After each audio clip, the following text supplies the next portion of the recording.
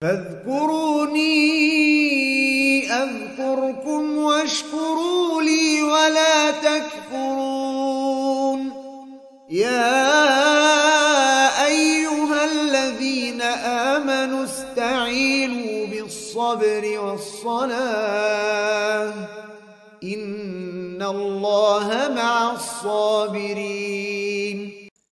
Sebutkan dalam surah Fussilat ayat 36. Surah Fussilat ayat 36, Allah Jalla wa Ala berfirman, wa imma yanzaghannaka minasyaitani nazghum fasta'id billah. Dan jika syaitan mengganggumu dengan satu gangguan atau suatu gangguan, maka beristiadahlah kepada Allah. Meminta perlindunganlah kepada Allah Jalla wa Ala. Innahu huwas sami'ul alim. Sesungguhnya Allah Jalla wa Ala Maha mendengar lagi Maha mengetahui. Termasuk juga dalam surah Al-Falaq. Ya, dalam surah Al-Falaq ini kita katakan itu kita meminta perlindungan kepada Allah Jalla wa Ala berkaitan dengan makhluk-makhluk ya yang jahat kepada kita atau punya niatan jahat kepada kita. Ya, jadi surah Al-Falaq dan surah An-Nas itu, kalau surah Al-Falaq itu kita meminta perlindungan kepada Allah Jalla wa'ala dari gangguan luar. Sedangkan surah An-Nas itu kita meminta perlindungan kepada Allah Jalla wa'ala berkaitan dengan gangguan yang ada dalam diri kita sendiri. Nah, dua-duanya apa? Isti'adah. Ya, isti'adah itu meminta perlindungan kepada Allah Jalla wa'ala ya dari gangguan-gangguan luar yang ingin mengganggu kita. Itu berkaitan dengan surah Al-Falaq. Sedangkan surah An-Nas kita meminta perlindungan kepada Allah Jalla wa'ala berkaitan dengan gangguan-gangguan yang ada pada diri kita sendiri.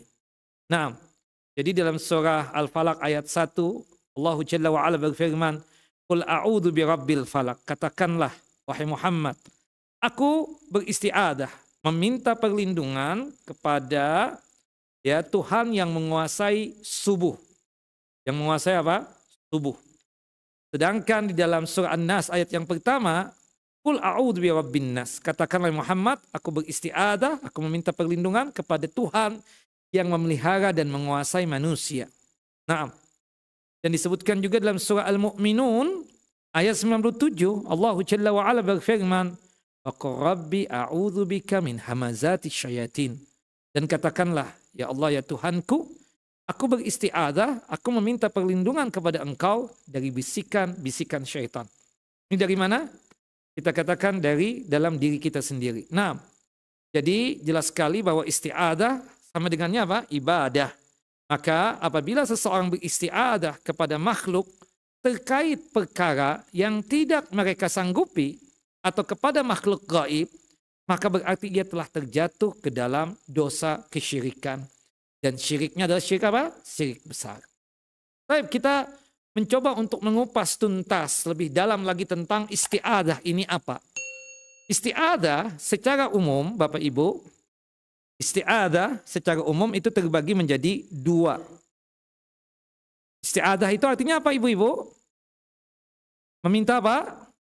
Meminta perlindungan. Istiadah itu meminta perlindungan. Terbagi menjadi dua. Yang pertama, istiadah kepada Allah. Meminta perlindungan kepada Allah Jalla wa'ala. Dan yang kedua, istiadah kepada selain Allah. Meminta perlindungan kepada selain Allahu Jalla wa'ala. Yang pertama apa Bapak? Istiadah kepada Allah.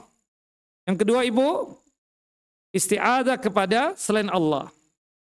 Nah yang pertama tadi, istiadah kepada Allah, meminta perlindungan kepada Allah, ini adalah ibadah yang sangat luar biasa. Dan ini adalah bukti ketauhidan seorang hamba. Dan ini apa? Bukti ketauhidan seorang hamba. Kalau seorang hamba memiliki ketauhidan yang sangat tinggi, ketika dia sanggup untuk meminta perlindungan kepada Allah Jalla wa'ala. Yang kedua ini menjadi tolak pembahasan kita. Yang menjadi tolak ukur pembahasan kita. Yaitu isti'adah kepada selain Allah. Ini harus dipahami secara hati-hati dan tentunya secara seksama ya. Artinya jangan sampai kita salah paham. Isti'adzah kepada selain Allah itu terbagi menjadi dua. Meminta perlindungan kepada Allah Jalla wa'ala itu terbagi menjadi berapa? Dua. Yang pertama, beristi'adzah kepada manusia yang masih hidup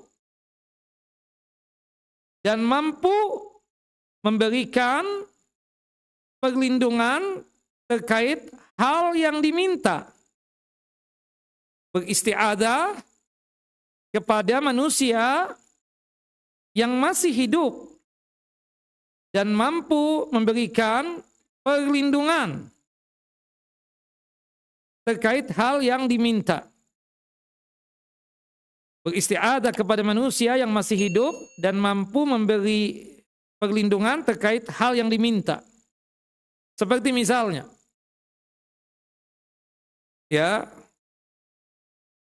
kita diancam oleh seseorang, mau dibunuh. Kemudian kita datang ke pihak yang punya otoriti, pihak yang berwajib, polisi misalnya. Boleh tidak? Boleh. Kita ya diteror via WA masalah, ya WhatsApp misalnya, atau telepon dan seterusnya. Dia mengancam kita untuk membunuh kita atau ingin menzalimi kita. Kita datang melapor kepada pihak yang berwajib, meminta perlindungan kepada Pak Polisi misalnya. Apakah ini dibolehkan? Sangat dibolehkan. Dan ini bagian daripada tawakal kita kepada Allah Jalla wa'ala. Kita yakin Allah Jalla wa'ala memberikan perlindungan, tapi ada asbabnya. Kita cari sebab bagaimana perlindungan Allah Jalla wa'ala datang kepada kita. Salah satunya apa? Mendatangi orang-orang yang sanggup, mampu untuk memberikan perlindungan tersebut. Nah, dan ini apa? Diperbolehkan. Hukumnya apa? Boleh seperti itu. Nah, termasuk berkaitan dengan masalah ya kita kajian suatu kampung. Kita khawatir, takut kajian kita dibubarkan. Akhirnya kita datang kepada pihak yang punya otoriti, yang punya pegang izin di daerah tersebut. Ya, datang kepada Pak Lurah, Pak RT, Pak RW, kemudian pada tokoh-tokoh masyarakat yang ada di situ. Tujuannya untuk apa? Untuk melindungi kita agar jangan sampai kajian kita dibubarkan oleh pihak-pihak yang tidak bertanggung jawab. Bolehkah seperti itu? Tidak, mengapa yang demikian. Nah, jelas ya? Subhanallah, seperti seorang anak meminta perlindungan kepada gurunya karena teman sekelasnya membuli dia. Boleh tidak? Boleh tidak, mengapa yang demikian. Wallahu a'lam bissawab. Nah, jelas Bapak Ibu? Ini isti'adzah kepada manusia yang masih hidup dan mampu untuk memberikan perlindungan terkait hal yang diminta. Yang kedua, beristi'adzah kepada manusia yang masih hidup terkait perkara yang tidak ia mampui. Beristi'adzah atau meminta perlindungan kepada manusia yang masih hidup terkait perkara yang tidak ia mampui. Contohnya apa? Seperti meminta perlindungan kepada seorang ustadz yang masih hidup. Ustadz, gimana caranya supaya tempat kita tidak kebanjiran? Gimana caranya Ustadz supaya tidak ada bencana? Gimana caranya Ustadz kami kalau meninggal dunia tidak mendapatkan siksa kubur? Gimana Ustadz? Ustadz bisa melindungi anak enggak dari yang namanya siksa api neraka? Nggak bisa. Ustadznya aja nggak aman. Iya kan? Zaman sekarang ini subhanallah. Banyak orang yang aneh-aneh. Ya, bisa telepon mungkar dan nangkir. Iya kan? Nauzubillah min dzalik. tenang Pak, Anda sudah telepon, sudah WA-an sama Munkar dan Nangkir supaya inti kalau meninggal dunia jangan ditanya Munkar dan Nangkir. Ini kan bohong besar, dianya belum tentu selamat. Iya kan? Apalagi berkaitan dengan ya siksa neraka.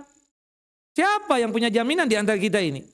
Ustadznya nggak diberikan jaminan, muridnya apalagi? Yang bisa mengamankan kita dari siksa kubur dan siksa api neraka hanya Allah Jalla wa'ala. Seperti itu. Nah ini yang terjadi ya, banyak di antara Bapak dan Ibu, bukan di kajian ini tentunya, ya di kajian yang menyimpang ya, artinya kebanyakan di dalamnya itu ya penyampaian-penyampaian yang offset, yang di luar daripada garis syariat, bahkan bertentangan dengan ajaran Quran dan sunnah Nabi Sallallahu Alaihi Wasallam. Nah ini isti'adah yang tidak dibolehkan. Tadi saya mengatakan isti'adah kepada selain Allah ada dua kan? Supaya lebih memahami kita ada tiga aja deh. Ada tiga. Pertama beristi'adah kepada manusia yang masih hidup dan mampu memberikan perlindungan terkait hal yang diminta. Tadi kita sudah kupas tuntas ya, seperti meminta perlindungan kepada ya Pak Polisi dari gangguan-gangguan orang yang mengganggu kita, entah maling atau pembunuhan ya atau pembunuh, maka ini apa? Diperbolehkan. Arti seperti seorang anak yang datang kepada gurunya meminta bantuan agar mencegah anak-anak yang ada di kelasnya untuk tidak membulinya lagi. Kan seperti itu.